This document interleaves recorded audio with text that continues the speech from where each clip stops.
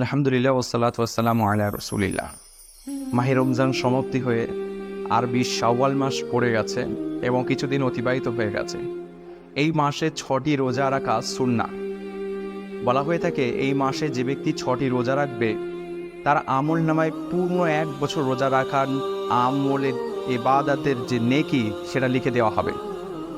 এ ব্যাপারে সহিহ মুসলিমের 1164 নম্বর হাদিসে এসেছে, আল্লাহ রাসূল সাল্লাল্লাহু আলাইহি ওয়াসাল্লামের সাহাবা হযরতে আবু আইয়ুব আনসারী রাদিয়াল্লাহু তাআলা আনহু সূত্রে বর্ণিত, আল্লাহ রাসূল সাল্লাল্লাহু আলাইহি ওয়াসাল্লাম বলেন, মান সামা রমাজান, যে ব্যক্তি মাহে রমজানের রোজা আদায় করলো, মাহে রমজানের রোজা যে ব্যক্তি রাখলো, সুম্মা আতবাআহু সিত্তাত মিন শাওয়ালিন, অথবা যে ব্যক্তি শাওয়াল মাসের 6টি রোজা আদায় করলো, কানা কা সিয়ামিদ দাহরি, সে যেন পূর্ণ 1 বছর রোজা রাখলো। অর্থাৎ পুরো 1 বছর রোজা রাখার যে সওয়াব তার আমলনামায় সেটা সে প্রাপ্তি হচ্ছে। এই ব্যাপারে সুনানে নাসাই শরীফে একটি ডিটেলস হাদিস এসেছে, যেখানে বলা হয়েছে যে মাহে রমজানের কেউ যদি রোজা আদায় করে তাহলে সে পূর্ণ 10 মাসের সওয়াব সে পাবে, এবং পরে শাওয়াল মাসে যে 6টি রোজা আদায় করবে তার বদলে সে বাকি 2 মাসের রোজা সে পেয়ে যাবে, মানে রোজা রাখার সওয়াব সে পাবে। এই ব্যাপারে একটি হাদিসে এসেছে, হাদিসটার সনদটি দুর্বল, যে আল্লাহ রাসূল বলেন, যে ব্যক্তি মাহে রমজানের রোজা আদায় করলো অথবা শাওয়ালের রোজা আদায় করলো, বুধ এবং বৃহস্পতি বা সোমবার রোজা আদায় করলো, সে ব্যক্তি জান্নাতে যাবে।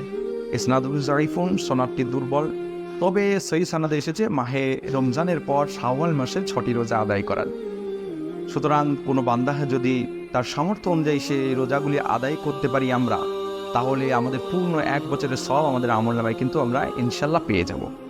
এই রোজা রাখার কোনো তারতিব নির্ধারিত কোনো কিছু বলা নেই, সে তার সামর্থ্য অনুযায়ী রাখবে।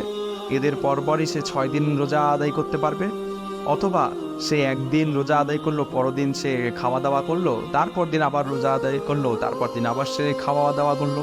এইভাবে দাউদ আলাইহিস সালামের ন্যায় তিনি রোজা পালন করতে পারেন, অথবা তিনি তার সামর্থ্য অনুযায়ী একদিন খেলেন, তারপরে কিছুদিন পর আবার রোজা আদায় করলেন।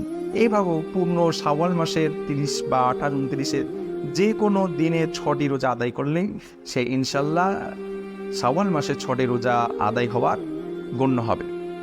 তবে উত্তম হচ্ছে যে আইয়ামে বীজ, প্রতি মাসের যে 3টি রোজা, মধ্যবর্তী 3টি রোজা তথা 13, 14, 15, যদি শাওয়াল মাসে কোনো বান্দা এই 13, 14, 15 রোজা 3 দিন আদায় করলো, অতঃপর অন্যান্য দিনে আরও 3টে আদায় করলো আগে পিছে, তাহলেও বলা হয়ে থাকে, ওলামায়ে কেরামদের অনেকের অভিমত ব্যক্ত করেছেন যে তাহলে এর দ্বারা 2টো রোজার সওয়াব সে পেয়ে যাবে।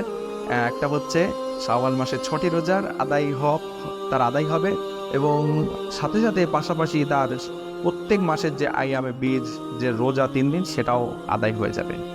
আশা করি বুঝেছেন। আল্লাহ সুবহানাহু ওয়া তাআলা আমাদেরকে সঠিক বুঝ দান করুন। সুবহানাল্লাহি ওয়া বিহামদিহি, সুবহানাল্লাহিল আযীম।